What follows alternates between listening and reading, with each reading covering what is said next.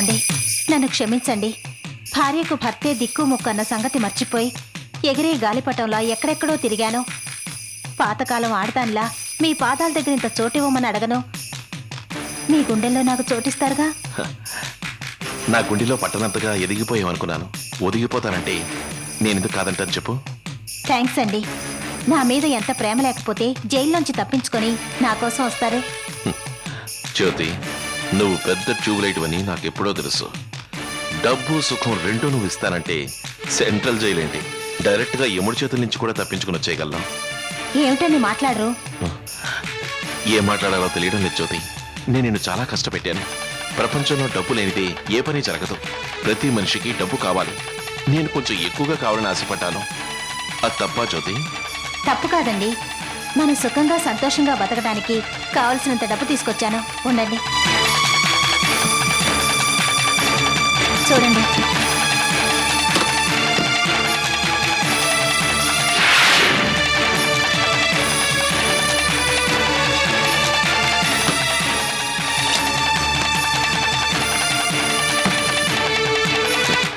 నువ్వు అమాయకురాలని తెలుసు, కానీ మరీ ఇంత వెర్రిదానం అని ఇప్పుడే తెలిసింది. జ్యోతి, మనం ఇక్కడి నుంచి వెంటనే వెళ్ళిపోవాలి. రా వెళ్దాం. మీకోసం ఇల్లు విడిచొచ్చాను. మిమ్మల్ని విడిచిపెట్టి ఎక్కడికి వెళ్తాను చెప్పండి? నాకన్నీ మీరే.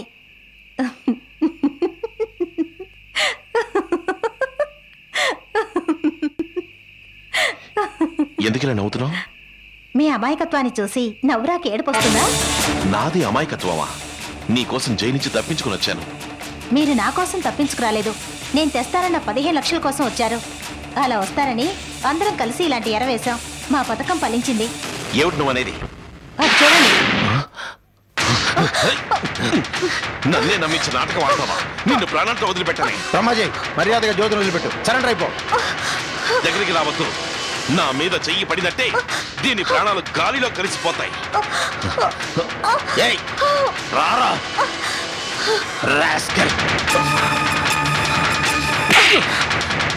భర్తనే గౌరవాన్ని చెంపదెబ్బ దాకా దిగజార్చుకున్నా. నువ్వు మనిషివి కాదు, రాక్షసుడివి. రాక్షసుడు కాబట్టి ఇందరి జీవితాలతో ఆడుకున్నావు. డబ్బు కోసం నువ్వు గడ్డి తింటావని తెలుసు. డబ్బుని ఎరగా వేశావు. నువ్వు పశువని నిరూపించుకున్నావు. బ్రహ్మాజీ, రెడ్ హ్యాండెడ్ గా పట్టుకుని నిన్ను దోషిగా నిలబెట్టడం కోసమే జ్యోతి నేను కలిసి ప్లాన్ చేశాం. ఇంకా నువ్వు తప్పించుకోలేవు. తప్పు మీద తప్పు చేసిన నువ్వు చట్టానికి తలవంచక తప్పదు. నీలాంటి వాడికి ఉరిశిక్ష పడ్డా తక్కువే. Take him into custody. Brahmaji, లొంగిపో. అనవసరంగా తుపాకీలు బలైపోవద్దు. Shoot him.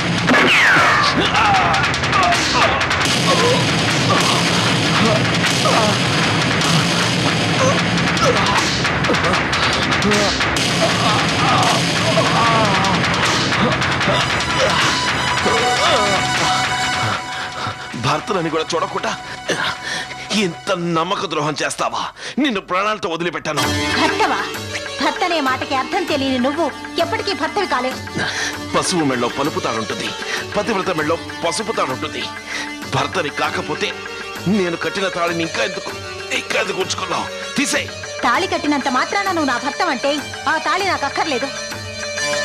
భర్తవన్న ఆలోచన నా మనసులోంచి తుడిచేశాను. భార్యనన్న హక్కు నీకు ఈ తాళితోనే వస్తుందంటే ఇది నాకు అవసరం లేదు.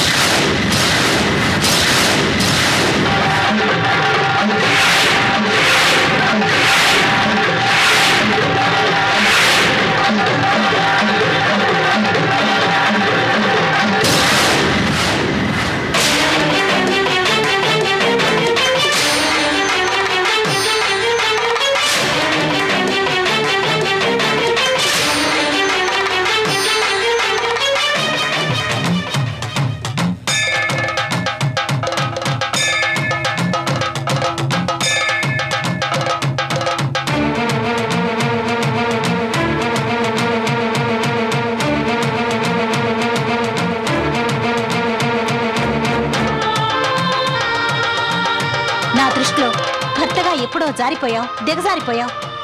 ఇక ఈ తాళి మాత్రం నా మెళ్ళో ఎందుకు? కష్టసుఖాల్లో పాలు పంచుకొని జీవితాంతం తోడుగా ఉండేవాడే భర్త. అలాంటి వాడి చేత కట్టించుకున్న తాళి పవిత్రమైన మంగళసూత్రం. నువ్వు నా మెళ్ళో కట్టింది తాళి కాదు, ఉరితాడు.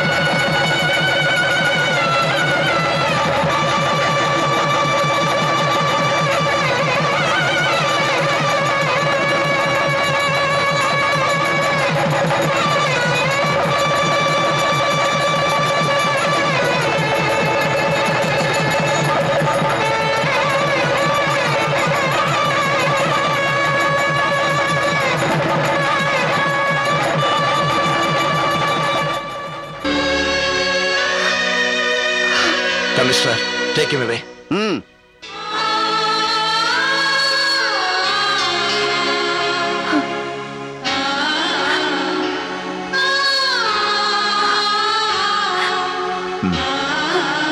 రా.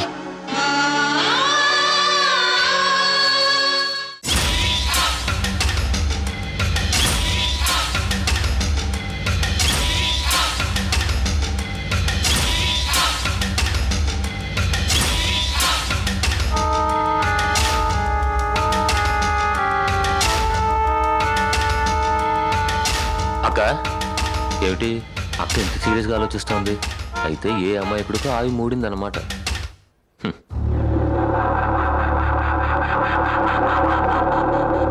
అక్క ఏమిటి ప్రతాప్? ఎందుకక్క అంత టెన్షన్గా ఉన్నావు?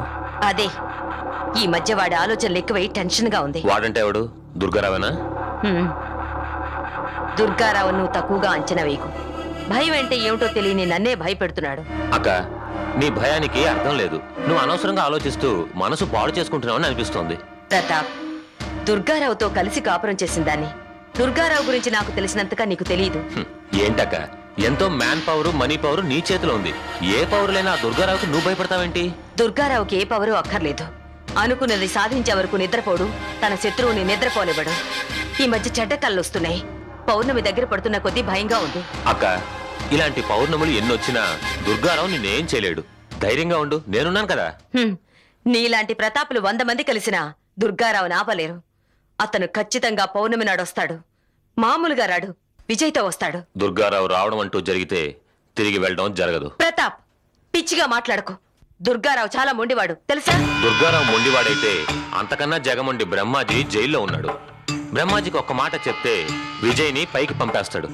అప్పుడు పౌర్ణమి నాడు దుర్గారావు వచ్చినా అతనితో రావడానికి విజయ్ ఉండడు. కనుక ఇలా టెన్షన్ పడ్డం మాని సంతోషంగా ఉండు, ఓకే? ప్రతాప్, ఇలా నోటి మాటలతో నేను సంతోషపడ్డా. నాకు కావలసింది క్రియ. విజయ్ డెడ్ బాడీని చూపించు, అప్పుడు నేను హ్యాపీగా ఉంటాను.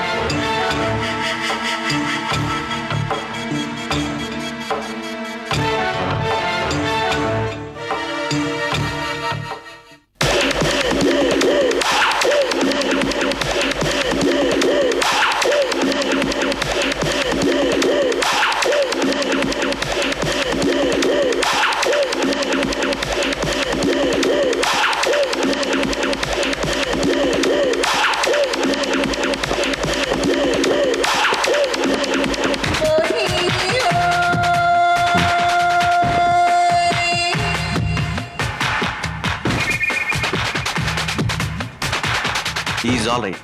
ఇంకే ప్రాబ్లం లేదు. I'm not all right. I have lot of problems.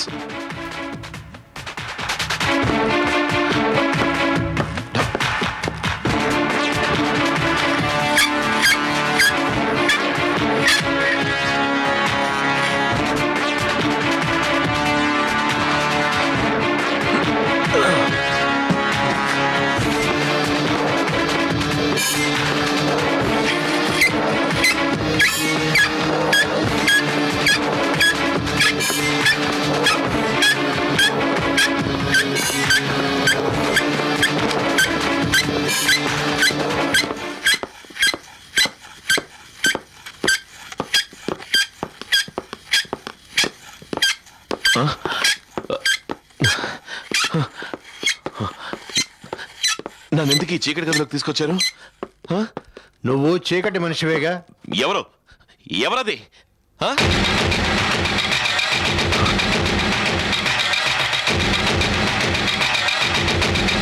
ఎంతో మంది బతుకులను చీకటిమయం చేసిన నీకు చీకటంటే ఎందుకింత భయం?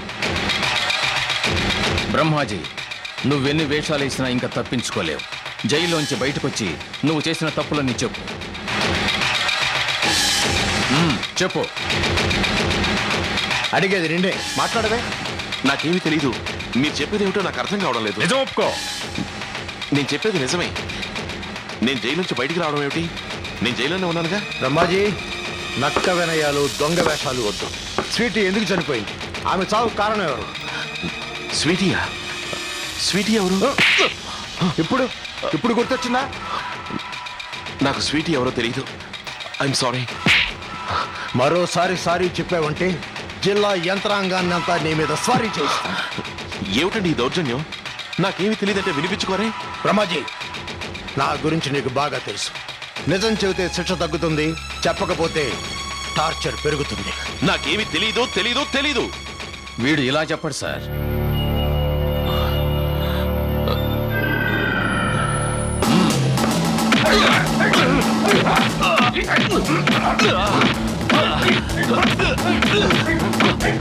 చెప్పు. చెప్పడానికి ఏమీ లేదు. చెప్పరా. చెప్పు. మీరు వేసుకున్నది చెప్పు కాదు, షూ.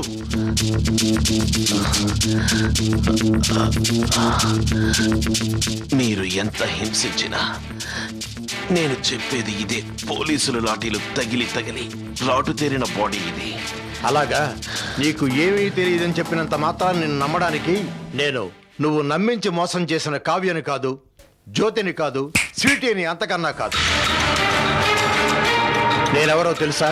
ఈ జిల్లా కలెక్టర్ని, నీ గుండె గుల్ల చేసే గుండ్రాయిని. నాకేమీ తెలియదని చెప్తున్నాను కదా. నిన్ను. కమిషనర్ గారు, మీరు ఆగండి. వీడి ఆగడాలకు ఎలా అడ్డుగోడ కట్టాలో నాకు తెలుసు, నాకే తెలుసు. చూడు, నన్ను బాగా చూడు. ఒకప్పుడు నేరం ఒప్పుకోవడానికి నీళ్లు దొరక్క నీ నాలుక పిడచగట్టుకుపోయింది, గుర్తుందా?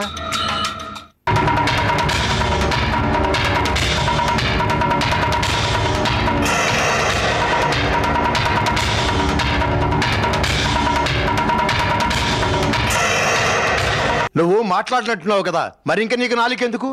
నాలుక వల్లే కదా నీకెన్ని కష్టాలు. అది నాకు ఇచ్చేయి.